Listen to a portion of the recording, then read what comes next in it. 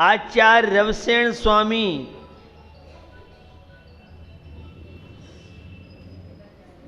ने एक बहुत सुंदर कारिका के द्वारा वर्णन किया है। अथासौ भगवान ध्यानी शातकुंभ प्रभः प्रभो हिताय जगते कर्तु दान धर्म समुद्यतः। सुवर्ण के समान प्रभा के धारक ध्यानी भगवान ऋषभ देव जगत के कल्याण के निमित्त दान धर्म की प्रवृत्ति करने के लिए उद्यत हुए। जिज्ञासा यह रहती है लोगों की कि तीर्थंकर तो शक्तिशाली होते हैं और दीक्षा लेने के बाद अगर आहार नहीं ले तो भी काम चल सकता है। महामुनि ऋषभ देव की बात आपसे कर रहा हूं। केवल ज्ञान से पहले सब व्यवस्थाएं होती हैं। दिगंबर जैन धर्म के अनुसार केवल ज्ञान होने के बाद उन्हें आहार की आवश्यकता नहीं होती है। लेकिन दूसरा पक्ष है, श्वेतांबरों में कवलाहार की व्यवस्था है। ये दिगंबर और श्वेतांबर में मान्यता में अंतर है।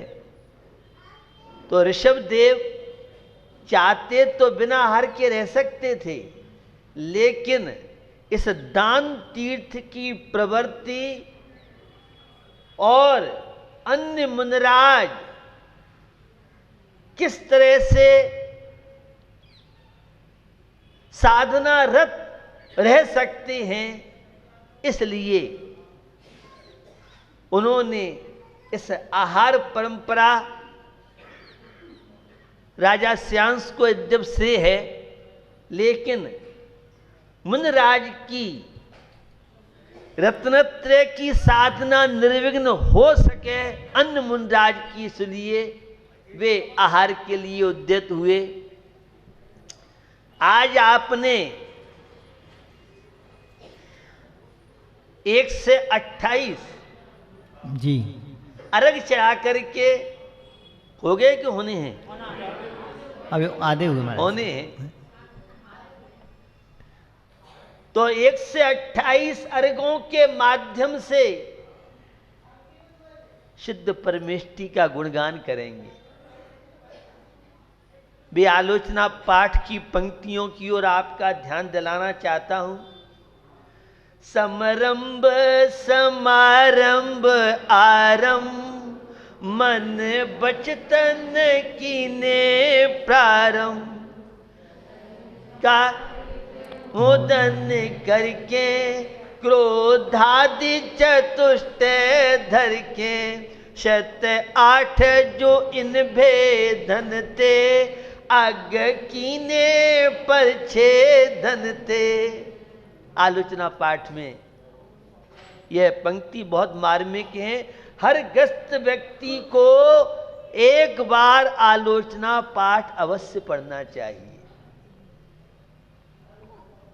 प्रसंग नहीं है आलोचना पाठ का। बहुत तरह की मुझे सैद्धांतिक चर्चाएं, बहुत तरह के बात के जो विषय हैं जिनको लेके स्वाध्याय प्रेमी आज भ्रमित हो रहे हैं। केवल कल का दिन ही आपके बीच में है और अर्घ निरंतर बढ़ते जाएंगे। तो माला में 1 से 8 दाने क्यों होते हैं? पहले तो आलोचना पाठ जो पाप किए जाते हैं, इनमें धवलाकार वीरसेन स्वामी तो आचार्य अकलंक स्वामी का राजवार्तिक, तो गोमठ सार कर्मकांड जीवकांड आचार्य नेमिचंद स्वामी और कर्म सिद्धांत को लेके 40 वॉल्यूम हैं। जरूरी नहीं है हमने कोई पाप का बंद किया है उसका फल मिले ही मिले। बहुत तरह की व्यवस्था है। निंदा गर्रा पश्चाताप करके पाप को हल्का आप कर सकते हैं। बिना फल दिए भी कर्म नष्ट हो सकते हैं। बहुत तरह की कर्म सिद्धांत की व्यवस्था है।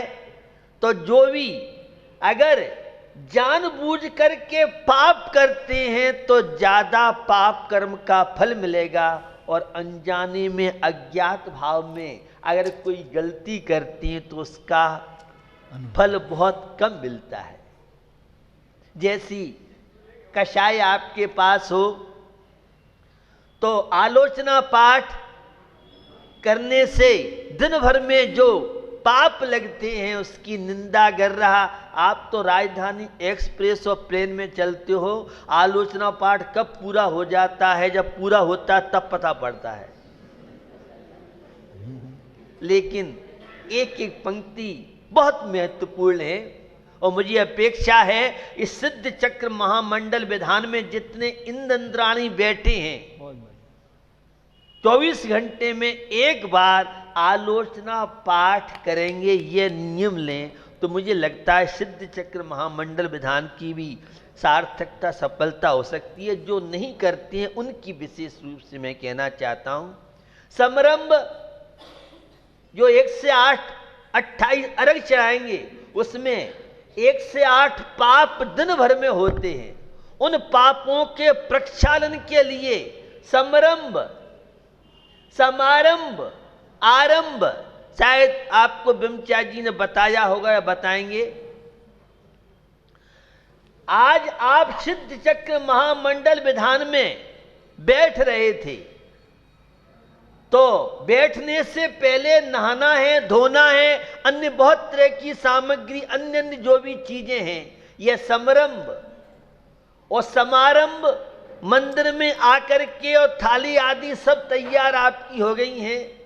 कृत कारित अनुमोदना, स्वयं विधान में बैठना, पड़गहन स्वयं करना और दूसरे लोगों को आहार देने की प्रेरणा करना, तो इसका भी पुण्य प्रशस्त प्रकृति हमें सहज में मिलती है। स्वयं करना, दूसरों से कराना, और जो कर रहे हैं धन्य हैं। हम तो नहीं बैठ पाए विधान में, ये पुण्यशाली हैं विधान में बैठ करके और लाभ ले रहे हैं। ये अनुमोदना अच्छे कार्यों की। आहार देने वाले हम नहीं दे पा रहे हैं, लेकिन जो दे रहे हैं वे बहुत सौभाग्यशाली हैं। हर लगे न फिटकई रंग चौखोई आ जाए। कितना सस्ता है जैन धर्म। लोग कहते हैं जैन धर्म बहुत कठिन है। मुझे लगता है जैन धर्म जैसा सरल सस्ता धर्म मिलना मुश्किल है, वो भी वैज्ञानिक दर्शन। जिस गली मोहल्ले में पड़गान होता है, उस अगर पड़ोसी आपका विरोधी भी है उसे पता पड़ जाए महात्मा जी आ रहे हैं तो वो भी आपको सहयोग करेगा। पूरे गली का, मोहल्ले का, पूरे घर का वातावरण। और जो नई बहू बेटी नहीं जानती है, बच्चे नहीं जानते हैं, उस मोहल्ले के जैनेत्र पूछते हैं भाई क्या बात है, आज तुम्हारे यहाँ भीड़ कैसी थी, क्या कैसे है, तो बहुत तरह की जानकारी। हमारा कितना समय विकताओं से बचता है और प्रशस्त पुण्य कार्यों में लगता है। तो यह है कृत कारित अनुमोदना। गुणा कीजिए 3 त्रिका 9 हो जाते हैं। समरंभ है, समारंभ है, आरंभ है। कृत कारित अनुमोदना, और मन से करना, वचन से करना और काय से करना। अगर विधान बोल रहे हो तो वचन का भी पेमेंट आपको दिलाएंगे भगवान पार्श्वनाथ से। ये देते नहीं है। मेरी भाषा को समझने का प्रयास करना। कर्म सिद्धांत की दृष्टि से मैं आपको बता रहा हूं। तो यह है मन से करना, वचन से करना और काय से करना। कुछ लोग तो काय से शरीर से यहां बैठे हैं और वचन उनका कहीं दूसरी जगह चल रहा है। अंतर्जल की बात कर रहा हूं नियम सार के शब्दों में। बाहर में तो आप हो सकता है, लेकिन आपका वचन पूरा अंतर्जल और बहिर्जल दोनों उस विधान की पूजन में लगे हुए हैं। जिनवाणी के शब्दों का ध्यान हम दे रहे हैं, क्या क्या पंक्तियों के क्या क्या भाव हैं। तो यह है मन से, वचन से और काय से, इन तीनों के पेमेंट अलग मिलते हैं। नोतिया 27 हो गए और 27 का क्रोध, मान, माया, लोभ, 4 कषाय। अगर मंद कषाय है तो उसमें धार्मिक क्रियाएं, मुंडाज के आहार देने की भावनाएं, पूजा पाठ करने की भावनाएं, तीर्थ क्षेत्र की यात्रा की भावनाएं, मंदिर जाने के परिणाम बनते हैं। और तीव्र पाप कर्म का उदय, कषाय तीव्र होती हैं, तो मंदिर में जाने के लिए टाइम नहीं है, वो बहुत दूर पड़ता है महाराज। और मॉल में जाना है, पिक्चर हॉल में जाना है, संसार के कार्य में शादी बेंगलोर हो रही है तो टाइम निकल आता है, दिल्ली शादी हो रही है तो उसके लिए टाइम निकल आता है। वो सारी कटौती होगी तो धर्म और मंदिर के नाम से होगी। ये है अशुभ कर्म के उदय की बात। टाइम तो सब निकालता है आदमी, रुचि होती है, इंटरेस्ट होता है तो खूब टाइम ही टाइम है, और रुचि नहीं है तो फ्री भी बैठे हैं तो भी नहीं कर पाते हैं। तो 1 से 8 पाप दिन भर होते हैं। उन पापों की प्रक्षालन के लिए हर ग्रस्त व्यक्ति को, हर बाल गोपाल को एक माला अवश्य फेरनी चाहिए। ये 1 से 8 पापों की बात मैंने आपसे की। बहुत तरह के प्रसंग हैं, उन प्रसंगों में एक चर्चा आती है, सकल द्रव्य के गुण अनंत पर जाय अनंता, जानै एक ही काल प्रगट के बल भगवंता। क्रमबद्ध पर्याय, जिस जीव का जिस समय जैसा होना होगा वैसा ही होगा। हमारा जैन सिद्धांत इस बात को नहीं मानता है, भारतीय संस्कृति इस बात को नहीं मानती है। हमारे यहाँ कुछ चीजें निश्चित हैं, कुछ चीजें अनिश्चित हैं। अगर विधान में बैठेगा, मुंडाज के आहारचर्या में लगेगा तो अमुक विपत्ति इसकी टल सकती है, और संसार के कार्य में, पाप कार्य में जाएगा तो उस कर्म का फल इससे हो। सामान्य तो कर्म आते हैं, सोचते हैं पूजा पाठ कर रहे हैं, क्यों नहीं परेशान करो, वो चुपचाप कर्म लौट सकता है। बहुत तरह की व्यवस्थाएं हैं, आप इनको सामान्य न समझें। साधुओं के प्रवचन अब आजकल तो चैनलों में आ रहे हैं, वहीं सुन लेते हैं। साधु के प्रवचन सामने सुनोगे, उनका जो ओरा है, उनका जो आभा मंडल है, उनकी ऊर्जा है, वो आपके चित्त को, आपकी भावना को विशुद्ध बनाने में कारण बन सकती है।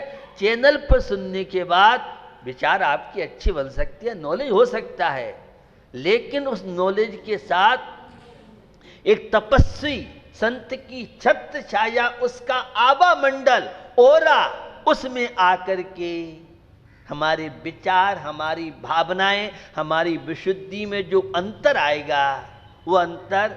इसलिए कोई भी भजन बिनती बोलो तो टेप रिकॉर्ड के चक्कर में मत पड़ना। मोबाइल में भर रखा है आपने, प्रदूषण फैलाता है। और आप जो बोलोगे, आपके साथ अन्य जो बोलेंगे, उनका वह वचन योग, उनका वह मनोयोग, उनकी काय की प्रवृत्ति, वह जो शब्द आप बोलते हैं, आपकी कोशिकाएं, आपके हार्मोन्स, आपकी धमनियां, ये सब प्रभावित होती हैं। इसलिए भजन स्तुति आदि बोले, हमने बटन दबा दिया आराम से, सुनने का बोला। ये तो कोई बीमार है, अस्वस्थ है, उसकी बात अलग है।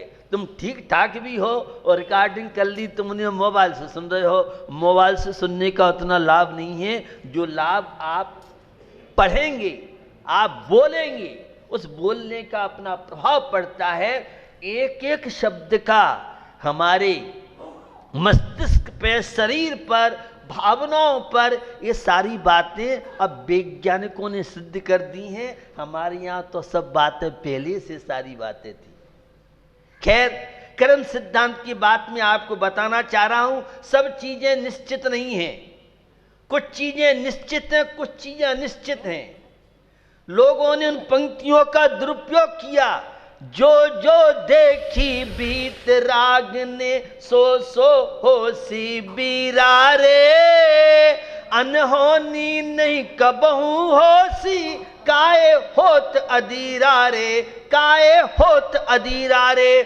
जिन लोगों का इन पंक्तियों पे विश्वास है वह सम्यक दर्शन के योग्य नहीं है, वे धर्मात्मा नहीं हो सकते हैं। सम्यक दृष्टि बनने की बात तो बहुत अलग की बात है। हमने तो शास्त्रों पढ़ा है, केवल ज्ञान में जिसका जैसा आया है वैसा होगा। हम छद्मस्त हैं, अज्ञानी हैं, हमें नहीं मालूम केवल ज्ञान में क्या आया है, नहीं आया है। हम जो झलकाएंगे वो केवल ज्ञान में आएगा। केवल ज्ञान के अनुसार हमारा परिणमन नहीं होने वाला है। ये हाथ की रेखाएं मिटती बनती रहती हैं। आलाप पद्धति में देवसेन आचार्य ने कहा, सेभावी गुण क्रम वर्तन पर्याय। गुण सेभावी होती हैं, पर्याय क्रम वर्ती होती है। सब चीजों को एकांत से निश्चित मान लेंगे तो कूटस्थ नित्य होने से सारी दर्शन की व्यवस्थाएं, हम पूजा करते हैं, व्रत करते हैं, उपवास करते हैं, तब त्याग करते हैं, इससे संबर निर्जरा जो विशुद्धि बढ़ती है, वह विशुद्धि हमारे अशुभ कर्म को भी नष्ट करने में कारण बनती है। और विशुद्धि से पुण्य प्रकृतियों की सत्ता अनुभाग शक्ति बढ़ती है। इसलिए किसी भी जोशी को अपना हाथ नहीं दिखाना चाहिए, बहुत बड़ी कमजोरी है। विपत्तियों को निमंत्रण देना हो तो किसी थैला छाप जोशी से मिलिए और बर्बाद हो जाइए। मेरे सानिध्य में बहुत बड़ा ज्योतिष प्रशिक्षण शिविर लगता है और देश की क्रीम आती है पढ़ने के लिए, ज्योतिष पढ़ने के लिए। और मैं ये कहता हूं ज्योतिष कुछ नहीं कर सकता है। सुन लो, पीछे पड़े हो, ज्योतिषियों के चक्कर काट रहे हो। और जन्म पत्री में क्या लिखा है, हम जो चाहेंगे वो जन्म पत्री में लिखा जाएगा। हम तो रेखाएं बदलने की क्षमता रखते हैं। छत्र छाया भगवान पार्श्वनाथ की है। हम भगवान पार्श्वनाथ के भक्त कहलाते हैं। हम जो चाहेंगे, जैसा चाहेंगे वैसा भाग्य बना सकते हैं।